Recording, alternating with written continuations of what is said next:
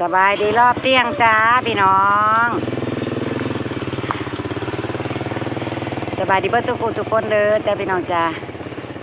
ยินดีต้อนรับสู่ช่องแม่น้องบอยอีกรอบเด้อพี่น้องลุงพลเราขึ้นแต่ทงแล้วก็ลงน้องจ้าพี่น้องหาแนวกินสู้ลูกสู้หลานกินจ้าเราลงทุนได้พี่น้องมือนี่เราไปซื้อมองมาใหม่จ้ะ เรายันลูกยันหลานมาซอยตัดเข่าพอได้กิน ลุงพอลงทุนซื้อมองใหม่เลยจ้ะมือนี่เท่าไหร่เฮ้ยมองจ้ะนะ280เอาก็ได้ใส่ไปเลยซื้ออะไรกันตึกแหมันบ่มีเปอร์เซ็นต์สิได้เด้พี่น้องน้ำมันกว้าง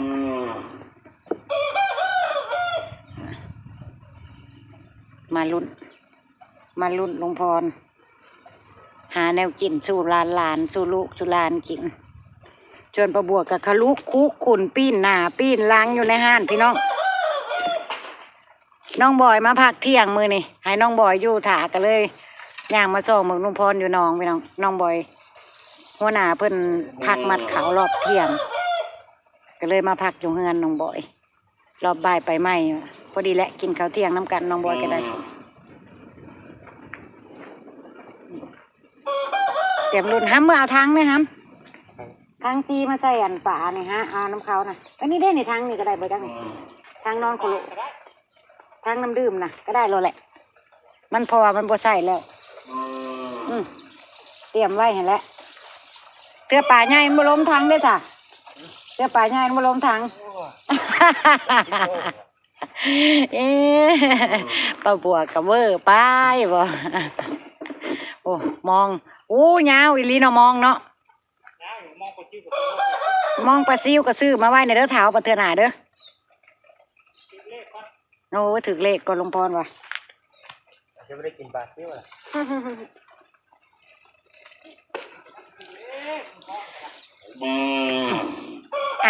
รอให้ลุงพรเพิ่นจัดการกลางมองเพิ่นเรียบร้อยก็จังมาลุ้นน้ำเพิ่นพี่น้อง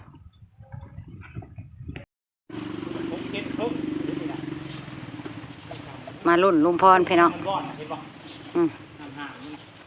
มาลุ้นลุงพรจ้ามองมาไม่ลีฟังว่าโอ้ยฟังแน่พี่น้องได้เลย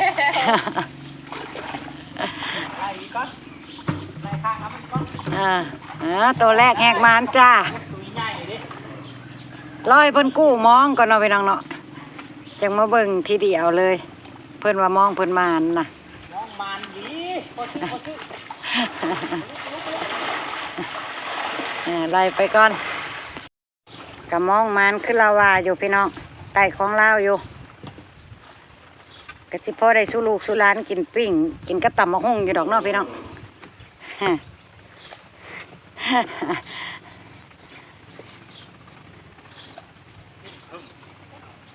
ลุงพร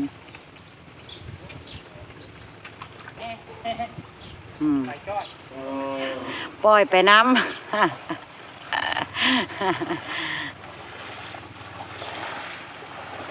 กระปล่อยให้เพิ่นเอาไปนี่แหละประบวกกระติดตับขึ้นเมื่อซองเมืองทางเฮือนนะพี่น้อง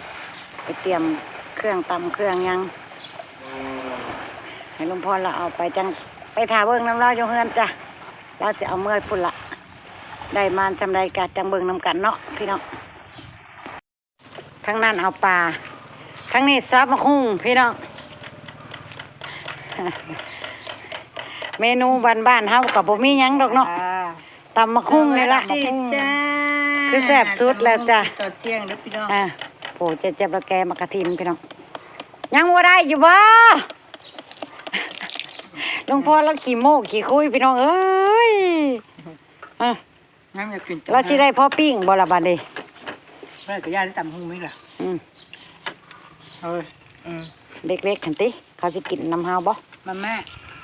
เอาไปกินเนี่ยเนาะให้ได้ว้าวอันนี้เบิ่งไหนพี่น้องว้าวให้ได้เนาะสอนพักขะแยงเพื่อนชาประบัวเก็บมาเฮ้ยตัวใหญ่มันถึกแดดเด้อมันสิเละอันนั้นมันกระดับ ถึกแดดแล้วมันบกเขียวได้มันดำปื้อๆเขาเลยได้ เนื้อเองสิปื้ง มันมีสูตรเด็ดเคล็ดลับของมันอยู่เด้อถ้ามันบ่ถึกแดดมันเพราะมันแห้งแล้วมันก็จะเป็นลักษณะนี้แหละพี่น้องเขียวอยู่จัง เคี่ยวตุ้ม อืมจัดไปเพื่อนตำแซ่บตำอร่อยน่ะบริเละติเฮ้ย บ่ เออเอาเร่งหิวกันแล้วบ่จักนี่อ่ะทางนั้นก็ติ้งอยู่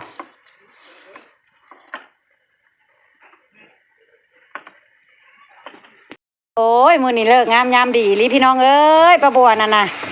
พี่น้องทางไกลก็มาเยี่ยมมายามดิอืมอันน่ะน้องไผ่แม่ของป้าบัวพี่น้องมาแต่เมืองสวรรณเขตพอดีเลยแต่งอยู่ครัวกินสู้กันกินปิ้งปลาสดๆขึ้นมาแต่น้องพี่น้องจ๋า ไม่ใช่เนี่ยไม่ใช่ทินมึงแน่ ลุงพร ไม่ใช่ทินแน่ไม่ใช่ทินเขากล้อง โอ้ยบ่เอา ผู้ใดอยู่ต่างประเทศจื้อไม่ใช่ทินเด้อผู้ใดหมู่เก่าเพิ่น ไม่ใช่ทินเมืองสวรรณเขตเด้อนี่ตู้ทินโดยหัวแล้วก็ได้ บ้านโอ้ครับ เอาใส่ เว่ากับFC เว่ากับพี่กับน้องชวนเพื่อนสาวข่อยพี่น้องเอ้ยเป็นแม่ครัวพุ่นน่ะ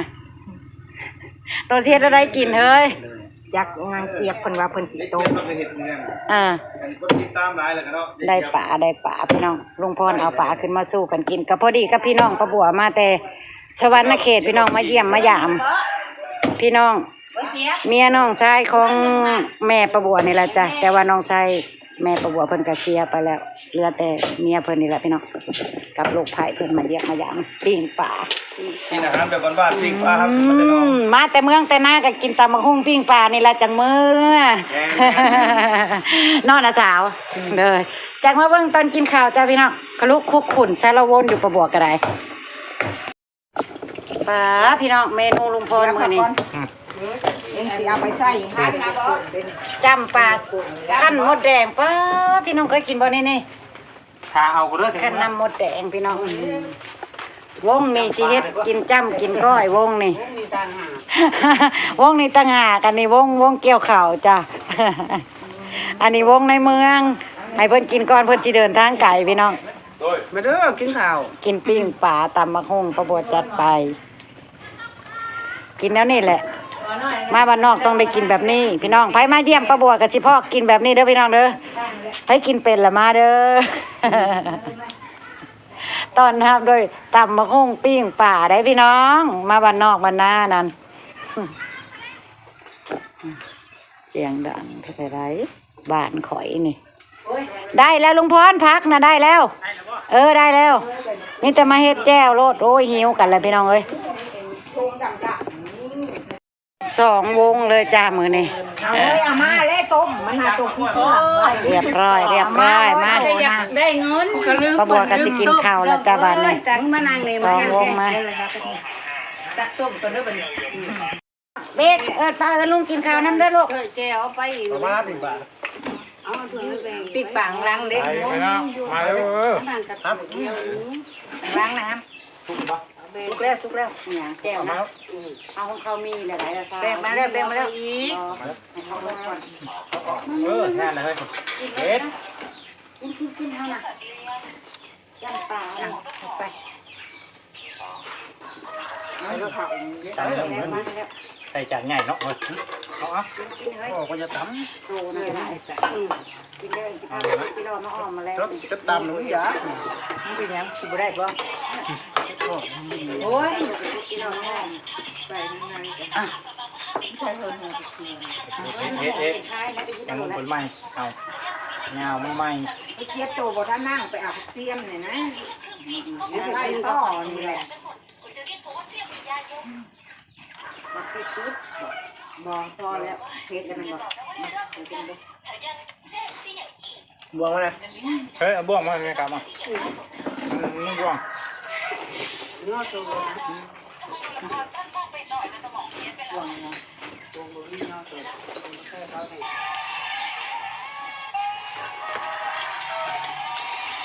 อร่อยเลย กินง่ายโดพี่น้องจำสิแซ่บ ใหญ่ไม่ใหญ่มาก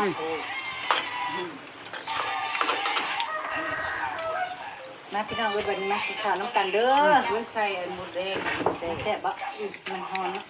เติมบ่ละสาว ยังบ่ทอดผ้าแล้วล้างมันเอา เติมเฮ้ยแซ่บบ่มากินบ่เฮ้ย บ่ ขอลงมือกับเด้อพี่น้องเอ้ย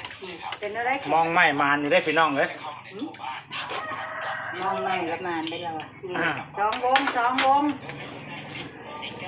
ไอ้ตัวบักง่ายบัดสุดท้ายปะ ลงโตเนาะ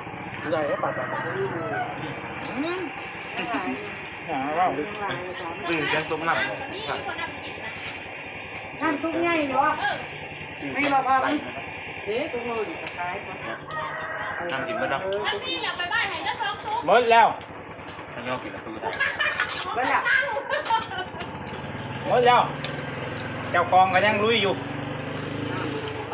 มันทุกข้าวดีปล่อยขายวันกูแล้ว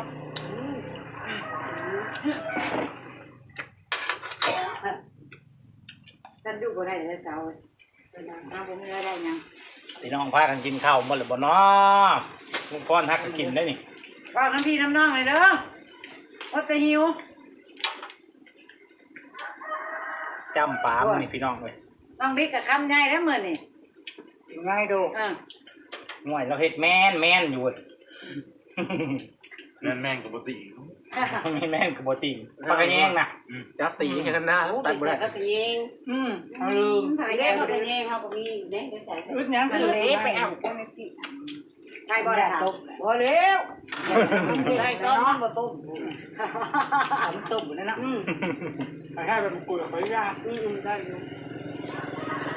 เดี๋ยวบอกว่าน้องบิ๊กตัดปลากระแยงกับโบชวดเนาะ น้องบิ๊กว่าตัดเขาหรือตัดพักแยงน้องบิ๊กว่าพี่น้องเลยโยมโยตัดไปกินกับมะขามว่าสิไทย ปีหน้าก็ยังเป็นนี่จะโทรหาเด้อปีหน้า นั่นลานกว่าแล้วเหนื่อย ไปทางใดไปเกาหลีกับที่น้ำเอาได้เดี๋ยวนี้ ไปเกาหลี เนาะพี่น้อง รอดเด้อสิ จะเก้าขึ้นงามมาปี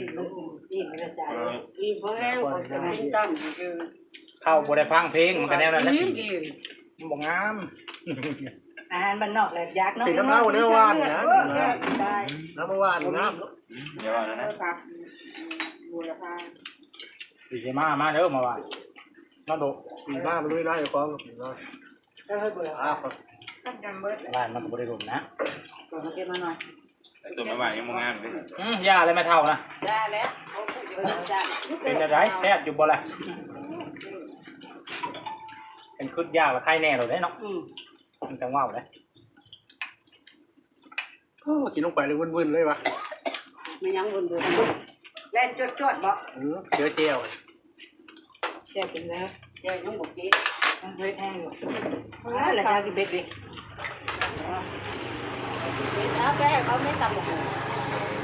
ตัวของเขาก็ได้ ยืนทางเขาเอาบีเอาบ่เดี๋ยวจับบ่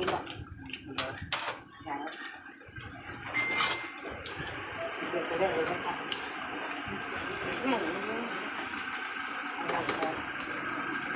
ได้ปะกิโลฮะโอ้โหก็ใจตรงนี้จะจอดที่ตัวเองคนไรวะ เขายังกินเขาเลยว่าจอด เขาไปกินเรือบ่ยับ ก็จะคลองกับหิว เขาก็หุบนี่เลยแล้วทำไม หกงวงเล็กกิน กินไม่แห้งเลยอยู่พวกหนูดีได้ นี่เฮ้ยเนาะเดินกินน้ำหมดแล้ว มองมันสิเบิดลูกค้าขอสองคนกำลังโม่กันม่วนมันบุ้มบ้มเงียบกิ๊บเลยเขาเจ้ากำลังรีบข้าวกินข้าวไปเป็นยังนะมันกันคนมาลายนี่แหละสองคนนะเด้ข้าวกินข้าวนี้แล้วก่อนมาแรกๆคุยกันว่ากันไม่ค่า มันค่าโม่ว่าซั่น ถ้าเรือไม่ถ้าเรือตุ้ย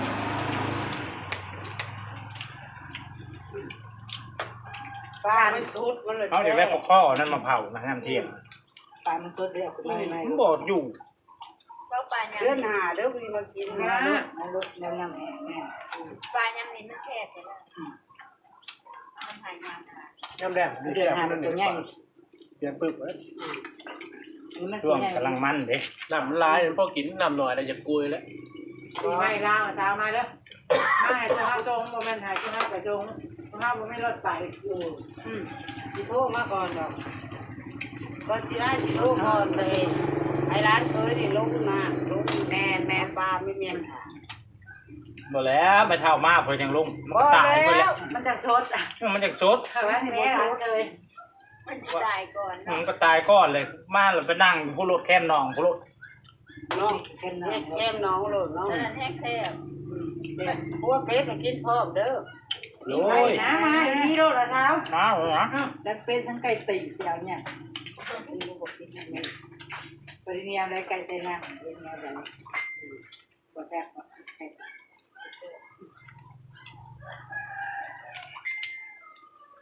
ชวนกันมาหลายๆคนโลด อะไรคนจังหวัดนะ